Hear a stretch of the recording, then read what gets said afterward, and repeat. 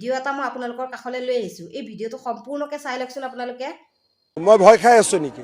শিৱামণি বৰাই কেছ দিয়ক, দিগন্ত বৰ্মনে কেছ দিয়ক, তেওঁলোকৰ মালিক ৰাহুল গান্ধীয়ে কেছ দিয়ক, বুঢ়া আঙুলি বাছ।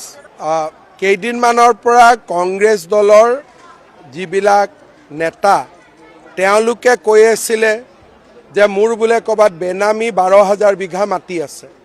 মই কোৰ্টত এটা কেছ দি দিছোঁ যাতে তেওঁলোকে লিষ্টখন কোৰ্টতে দিব পাৰে। তেওঁলোকক মই সহায় কৰি দিছোঁ যাতে তেওঁলোকে মোৰ সম্পত্তিৰ লিষ্টখন কোৰ্টত দিব পাৰে, আৰু যদি দিব নোৱাৰে মোক 500 কোটি টকা মোক দিব লাগিব। এইটোৱে হৈছে গোচৰ।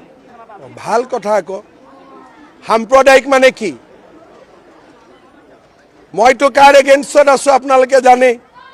গোচৰ তৰিলে মোৰ কিটো হ'ব? মইতো কলা মানে কলা, বগা মানে বগা। আজিও ভাষণত মই কি ক'লোঁ? মই ভয় খাই আছোঁ নেকি? গতিকে মোকতো এইবিলাকে কোনো ভয় খুৱাব নোৱাৰে। আজি কেছ দিয়াৰ পিছতো মই মিটিঙত কি ক'লোঁ?